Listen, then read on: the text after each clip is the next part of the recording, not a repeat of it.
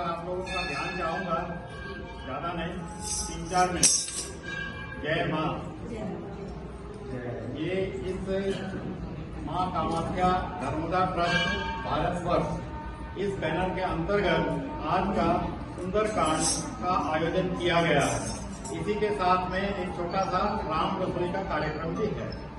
इस कार्यक्रम को करने के पीछे हमारा उद्देश्य है कि हम सब समाज में रह रहे हैं, सब कोई ईश्वर ने जिसको जिसको इस धरती पर भेजा है, सब अपना अपना पार्ट अदा कर रहे हैं, मगर उसको और अच्छे से कैसे किया जा सके, रोज थोड़ा थोड़ा समय निकालकर जहाँ की यात्रा हमारी निश्चित है वहाँ की तैयारी भी थोड़ी थोड़ी कर ले। बाकी तो हम तैयारी कहीं भी जाना है तो उसकी तैयारी करते हैं, लेकिन जहाँ अल्टीमेट जाना है वहाँ की तैयारी हम लोग हंसते खेलते आपस की दिनचर्या में भी समाहित कर ले, ऐसा हमारा प्रयास है। इसके लिए माँ कामाख्या धर्मदा ट्रस्ट भारतवर्ष के संचालक जो है वो श्री शंकरशेठ जी महाराज जी हैं। ऐसे हम लोग इनको प्यार से गुरु जी कहते हैं और कुछ लोगों ने दीक्षा भी लिया हुआ है। दीक्षा लेने का मतलब ये होता है कि हमें उनके कार्यों में अगर भरोसा है, विश्वास है कि हमें गुरु की तरह मार्गदर्शन मिलेगा तो हम उनसे दीक्षा लेते हैं। और इनके कार्यक्रम क्या क्या है, संस्था का उद्देश्य क्या है, मैं जस्ट 2-3 मिनट में आपको बताना चाहूंगा। संस्था का उद्देश्य है कि हमारी जो भारतीय संस्कृति है, सनातन संस्कृति है, उसको जन जन तक पहुंचाना। अभी नहीं पहुंची है क्या? पहुंची है, मगर हमारे जो आने वाले पीढ़ियां हैं उनको पूछो वो नहीं बता सकती है, तो हम उनको भी इस मार्ग में लेकर आए जिससे कि हमारे गुरु जी का मार्गदर्शन मिलता रहे। जैसे सनातन धर्म का उत्थान कैसे हो, हम लोग जो शादी ब्याह करते हैं, आजकल प्री वेडिंग चला है, हैप्पी बर्थडे चला है, तो इसको सनातन धर्म में भी है ये, लेकिन किस तरह से है उसको हम जाने, उसको समझें। नारी उत्थान सरकार बोल रही है, हम भी कह रहे हैं। महिला सम्मान, कल ही हम लोग अंतर्राष्ट्रीय महिला दिवस मनाए हैं, लेकिन उसका सही अर्थ क्या है? केवल स्टेज बना लेना, उसमें सर्टिफिकेट दे देना या एक बैच दे देना, ताली बजा लेना, नाश्ता कर लेना, ये नहीं है।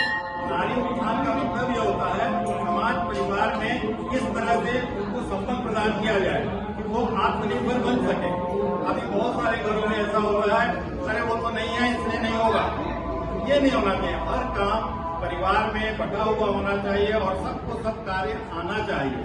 तो ये जीवन जीने की कला हमें कौन बताए? तो हमारी जो संस्था है इसमें बहुत सारे कार्यक्रम चलाए जाते हैं।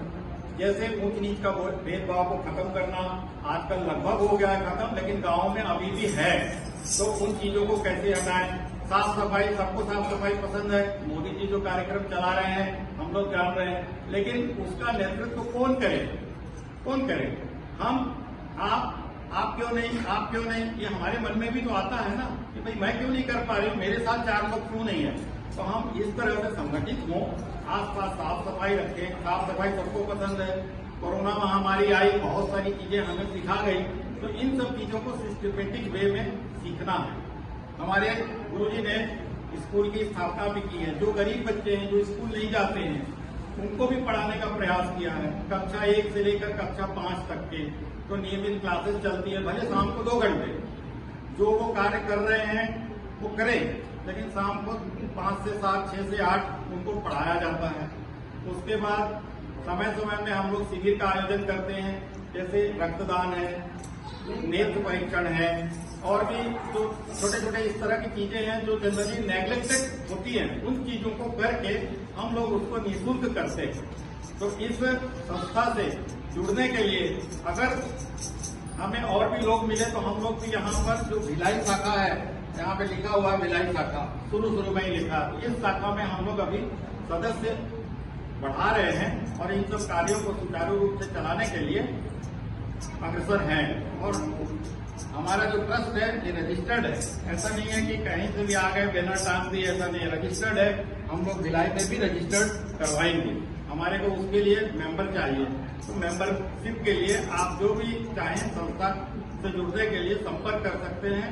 कोई पैसा नहीं लिया जाता, सारा चीज निःशुल्क है। अगर कोई धार्मिक अनुष्ठान भी करवाना चाहते हैं तो हमारे गुरुजी आते हैं समय पर। जब 4-6 प्रोग्राम इकट्ठा हो जाता है हम लोग उनको बुलाएंगे और वो सारे कार्यक्रम आपके निःशुल्क होंगे। आपका अगर कोई समस्या है जिसका समाधान आप चाहते हैं तो गुरुजी से संपर्क कर सकते हैं, हम संपर्क करवा देंगे। और समस्या में ये नहीं है कि मतलब मेरी आमदनी कम है बढ़ेगी कैसे, ये समस्या नहीं है।